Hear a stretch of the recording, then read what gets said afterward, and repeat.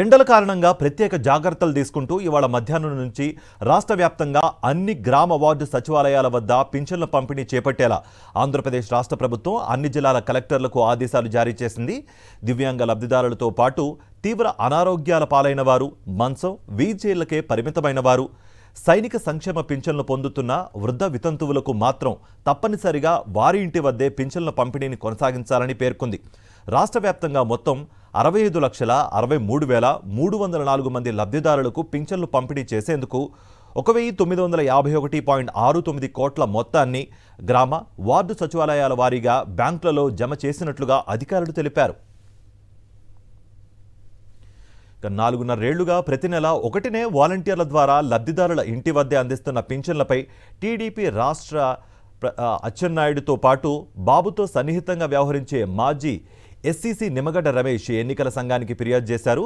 ఎన్నికల కోడ్ కారణంగా వాలంటీర్ల ద్వారా పింఛన్ పంపిణీ చేపట్టవద్దని ఎన్నికల సంఘం ఆదేశించడంతో ఏప్రిల్, మే, జూన్లో పింఛన్ల పంపిణీకి సంబంధించి పంచాయతీరాజ్, గ్రామీణాభివృద్ధి శాఖ ముఖ్య కార్యదర్శి శశిభూషణ్ కుమార్ కొత్త మార్గదర్శకాలతో ఉత్తర్వులిచ్చారు.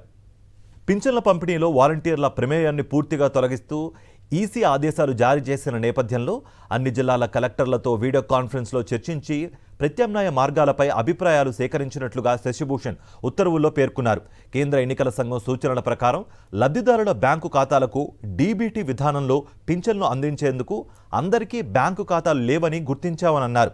వారందరికీ అప్పటికప్పుడు కొత్తగా బ్యాంకు ఖాతాలు తెరవడంలో చాలా సమస్యలున్నట్లుగా గుర్తించామన్నారు.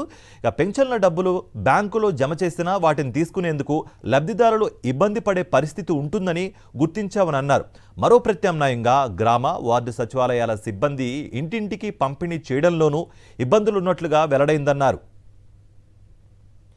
సచివాలయాల వద్దకు వచ్చే పింఛన్దారులకు ఎండల కారణంగా ఇబ్బందులు తలెత్తకుండా నీటి కోసం, నీడ కోసం టెంట్లు ఏర్పాటు చేయడంతో పాటు మంచినీటి సదుపాయం కల్పించే బాధ్యతలను గ్రామ పంచాయతీలకు అప్పగిస్తున్నట్లుగా ఆదేశాల్లో పేర్కొన్నారు. పంపిణీ సమాచారాన్ని గ్రామంలో విస్తృతంగా ప్రచారం చేయాలని సూచించారు. వేగంగా పింఛన్ల పంపిణీ పూర్తి చేసేందుకు ఉదయం 9 గంటల నుంచి రాత్రి 7 గంటల వరకు సిబ్బంది సచివాలయాల్లోనే అందుబాటులో ఉండాలని ఆదేశించారు. సచివాలయంలో పనిచేసే సిబ్బందిలో పంపిణీకి సరిపడినంత కేటాయించారు.